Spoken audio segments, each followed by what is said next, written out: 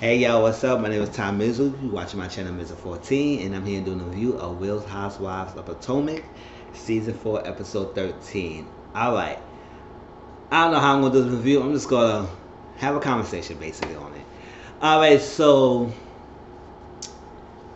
we know that Giselle called Ashley. Giselle called Ashley and said she tried to tread lightly because she want her friend back. She knows she did some shady things. She knows she was coming off too strongly to Ashley. Even though she still feels the way she feels and she still believes those things, she's still trying to be the friend for Ashley. I said, whatever. Because Ashley going to forgive her anyway because no matter what. So she called Ashley. She said she invited Marvin to her home that she had just purchased and she want Ashley to come. And she said, "Oh, okay, all right." So okay, so they all three got to the got to the house. She was showing them the house. Robin was drinking so much while she was going there, so she had to use the bathroom. Mind you, this was the house that she just got, so it's not clean at all. So she gut renovated. They told the bathroom toilet that shit was that toilet was horrible, was nasty to the T. Like really, like it hadn't been cleaned for ages, which it took obviously because that house been like off the market is down and dirty for a long time. So she gonna get rid of it. So Robin said she had to go. She had to go. I said just don't sit on the toilet, girl. She and so that was that. So they went to bed. Ashley told them about how she talked to Monique and how Monique said everybody was like everybody had been talking about. She said, "No, we haven't been laughing behind your back. We talking about it, yes, all that stuff, but we haven't been like laughing at you or laughing about it. So we have been talking about it." So they were straight up and saying that yes, we have been talking about Michael's situation, all that stuff behind your back, but we haven't been laughing about the situation. So, and then Ashley told them that Monique showed her text messages about how she wasn't laughing. So she was showing text messages so how she was including herself to basically protect herself, that she didn't do it. Now, I did mention it last week, but yes, it did look wrong. It was wrong for Monique to show Ashley those text messages, knowing that Ashley was gonna bring this up or go say something about that, and they're gonna come back to bite Monique. And showing that text messages was not needed to prove that you wasn't saying anything. Because obviously you did say something because Bravo showed the footage that you was making fun of the situation. Or at least make a joke of it. So y'all all have done it, so be real for it. It's like, it's nothing wrong about it. It is what it is. But showing that text messages by showing Ashley the text messages that Candace was saying about her and everything, it just adds more fuel and it does make it seem like it's very messy. So I was like, oh snap. So now you know that Giselle and Robin is soaking that shit in, like everything Ashley said. And then Monique's Ashley told Giselle, they said Monique said that you don't care about her, you don't care about her life. She said, oh, I don't care about her life, I don't care about her life. I said, Giselle, you don't care about Monique, so why are you so offended about that conversation? Because she said, oh, we made up, we apologized at Candace's wedding so she could come around and say that, oh, I don't care about you, I don't care about you, and all stuff like that. I said, okay, but you really don't care about Monique's life. Even though you didn't apologize for how you was going through it, or whatever. Y'all squashed that beef when y'all had last season, doesn't mean you didn't get rid of your feelings about Monique, because you still don't like her. Because you still was ashamed of her. So why are you so offended about she saying that you don't care about her life? You really don't care about her life. You never did. Alright? Alright, so Chris and Candace were house hunting. And I would say about this is that the house looked nice. It was very beautiful, but it was $2.5 million. I was like, how you gonna go from paying whatever 1/3 of the mortgage, so half of the mortgage, to purchasing a $2.5 million house? Now we know that's an asking price. Y'all always could negotiate, but usually negotiation don't cost that much decrease. Maybe it can. It depends how much in the market. But it seems like that place has been like upkept and really clean, so I really don't think they're gonna go down too much. But Chris was really practical. He said, we don't want to rush into it just because you want to get out your own house and everything, because you set boundaries. Let's be practical about it, and let's see our finance, and we can work it out, and stuff like that. If we find a home, we're going to find a home, but don't just rush into the decision because you want to leave. And which I understand, like, because he don't want to struggle. And I understand, like, keeping a house like that, $2.5 million. That's one, and then you gotta upkeep the house and everything. That is bills. She said, "Oh, don't worry about it. We be fine." I was like, "I got a trust fund. I got this business. I got this business. She the pageantry thing. She got the hair, and then she got her trust fund, and I could use and everything." I said, "Oh, all that stuff. So you very confident." But she understands that she don't want to go too much. But I feel like instead, like I said, calm down. When you find your forever home, it will find you. You will find it and everything. So I was with Chris this way. I said $2.5 million. I said, oof, oof. I don't know how to do that, y'all. That's way more than I ever could imagine. So stick with something y'all can afford right now. So don't rush, and y'all continue hustling, and eventually y'all find your place. All right. It was nice that Kevin had no family dinner, because she said they usually have like a weekly dinner, and she haven't been doing that lately because Ray was in college, and Brandon, her son, is I think Georgia. She said somewhere, and he's working somewhere out of state. So they really had time to get together. But now Ray was home. When Brandon come, they have a seafood dinner. I said crab legs, shrimps, salmon. I said, "Oh, that's a seafood night. I wish I would be there." Shoot, Karen, the next time you have seafood night, invite me over, because I would like to have some of that seafood. That crab legs and that shrimps, the salmon. Right? Shoot. So that was like nice. I had a good time. They was talking, reminiscing. They were saying like the Cameron fragrance is doing good. She said it was Ladom. She's going to keep the name Ladom. But they would say, what about just go change the name to La Home and stuff like that? And because Brandon asked, will you ever think about doing cologne? And she said, we was testing it, and they feel like her fragrance is more unisex, so both men and women could wear it.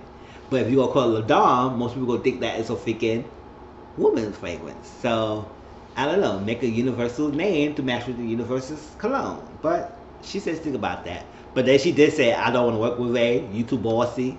And then they talk about the curse jar that Karen been cursing a lot, and she been putting money in the jar, and then later she take the money out the jar for herself. She said, well, it's my money. I said, hell yeah, Karen, shit. Put money in the curse jar and take it right back. Sure. So that basically didn't work, because Karen was getting her money back. Whatever she used. Yeah, that was funny. She was getting her money back. Alright, so Monique was driving up going up the stairs. She didn't want to take the elevator. She was training up the stairs. Monique said she needs to make a plan. I said, Monique, everything you can't be planning, because with pregnancy, it's like you can't plan that for that stuff. You can be prepared, but yes, get your little bag ready. Get a little hospital bag. Well, I don't know what you put in the hospital bag if you get pregnant, but I don't know. So you put in the hospital bag. Make sure you have that ready. Blankets, so whatever you need to do, because you don't know how long you're gonna be in the hospital, and be ready. So when y'all ready to go to the hospital, y'all can pick up that bag and go. Everything. So she's up there. She went upstairs on herself. Chris was doing having the kids brushing their teeth. So we didn't see that she was making a joke. So first of all, I was serious. I thought she was very serious, because she was like, she's 34 weeks. They put on the screen, she's 34 weeks. So that means she's close to her due date. And so she was upstairs, sat in her freaking bouncing ball. Kids were brushing their teeth. Chris was with them. And all of a sudden, she said, Chris! Oh my God, Chris! And he said, Monique, you calling me Monique? You calling me? She said, oh my God, my body's broke. It ain't supposed to happen like this. It's too soon. He said, oh my gosh, it's too soon. Chris, stop.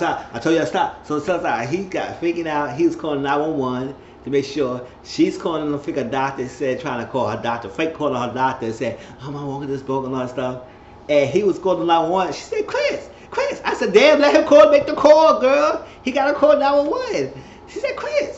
I said, nagging Chris. And she said, what? And she started laughing. She said, no. And started laughing. I said, why is she laughing? What is so funny? I was like Chris too. I said, what is so funny, girl? Your water is broke. We got to get to the hospital. She said, no. My water's not broke. Not one broke. I play a joke on you. She played a nasty joke. Because before they showed the clip that she poured water on her legs to make it seem like she did have water broke. And I said, we did not see that. All we saw her sat down. Where she put her water legs? Maybe I missed that part. But I was like, Monique, like, girl, that was a freaking crazy joke. That wasn't a good joke. Because that could freak me out, too. I was like, girl, you pregnant? Your water broke so early, it's not ready. So Chris said, you better make that bag now. Make that bag now. Make that bag now. We're not having that. And she said, that's why I like to play, because, you know, whatever happened in the middle of the night, all that stuff, I'll say, yeah, that's true. But you can't plan for everything, Miss Monique. You can't be perfect in everything. I know you like to make a plan. You got to be good. You got to be ready. You got to be set. But I understand. All right. So Katie was having this charity, and Katie herself don't even know what the charity is about. Like, Katie came there, free spirit Katie, with her boyfriend Jacob, and Katie here was like wig in the ponytail. I said, Katie, I don't know what's going on with this lady. So they asked Katie, it's like, listen, what this guy is about? She said, my mom is really good friends with the head board director or something like that. And she didn't even know what the hell the thing about. They said Katie's coolest. They said, leave it to Katie like to have fun. She came in to have fun. Drink and eat. I said, oh, no, that's right, Katie. Shit. So they was talking. Dorothy and Candace is good, and they were okay. They would say that therapy is working a little bit more on Candace's side, not on Dorothy, because Dorothy was still throwing that shade and stuff out there. So Candace said, you got a 2 drinks max, and that's it. She said, 2 drinks. I was like, oh, Dorothy, yes, 2 drinks. You should have 1, but 2 drinks, she was being generous. All right, so Giselle and Lama was there, because they said, okay, Katie, all that stuff going on. Monique was supposed to be there, but Monique didn't go.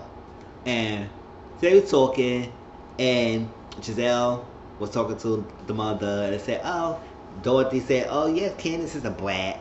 And she said, Candace said, I take that. Cause she said, you is a bratty, you a little bratty sometimes. She said, yeah, I take that. And Dorothy was going, and the therapy's working. Oh, it's working for Candace. She said, it's not working for y'all. I said, girl, Dorothy. So Giselle said, listen, clearly the therapy is working for Candace, because it did not show working for Dorothy at all. I said, yeah, it sure is not, because Dorothy was throwing shade left and right. But Candace didn't blow up. She just let it go. She let it fly. I said, well, you growing up, Candace? Go ahead. Just for that moment, she grew up. So Robbie came. And then Katie came, and with her mother, Juanita. And Juanita, Dorothy started talking a little bit, and you could tell Dorothy said, she got boundaries with me, y'all. She got boundaries about. I said, oh my gosh. And she said, oh, we got so all our craziness. And she said, oh, bratty. But Giselle said, you raised a brat. She said, oh, yeah, I did. I said, oh, Dorothy, you was too much. All right, so they there, and that's how Katie and Giselle and Robin all of them having a conversation and talking. So basically, they wanted to reiterate the thing about because what was it? Oh, I forgot. Giselle and Robin did tell Ashley that Katie was talking about her, called her stupid, called her, said that she don't believe this situation, she'll be the story, all that stuff. Talk about Jacob, all that stuff. So Ashley said, what? She said that about me? You're supposed to be cool and slapping in my face, and she had said that about me? I said, oh yeah, she did. Alright, so that's what led me to believe why Ashley did that rant. I don't know. Maybe she did that because she found out about this. Alright, so they was at the party, and then they was asking Katie, I said, Jacob, what was exactly the thing about that comment about Michael? She said, listen, he had 2 phones. He has a business phone, and he has a freaking personal phone.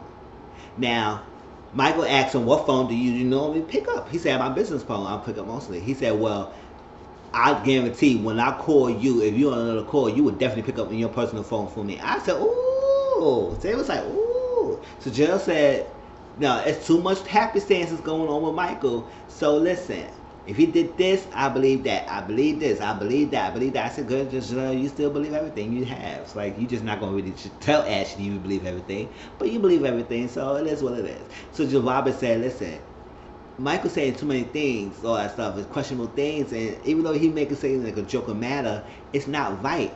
And it's, I gotta look for my friend Ashley. I said, oh, that's cute. So So they got that. And then they proceeded to tell Candace about Monique. So they told about Ashley. They said, "Oh, Candace nobody care about Ashley." So nobody cares. Whatever. And and then that's what they was telling Candace, spilling all the beans. They was spilling everything.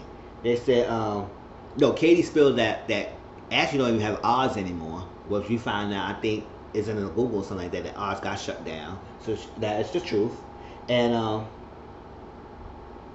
so Candace had a gift for Monique, but Monique was supposed to be there, and she was like, "Why she's not there?" Because Giselle said, "Oh, that's your best friend," and all that stuff like that. She said she had a gift for her.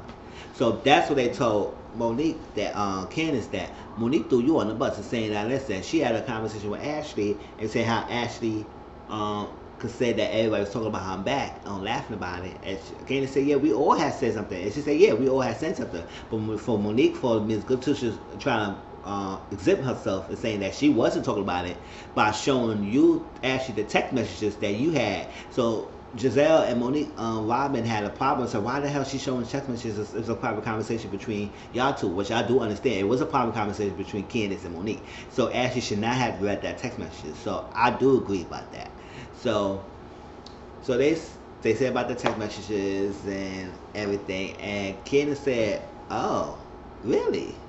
Threw me on the bus like that?" And she said she don't. Does she believe it? She don't know. So she find out later on if that's happened.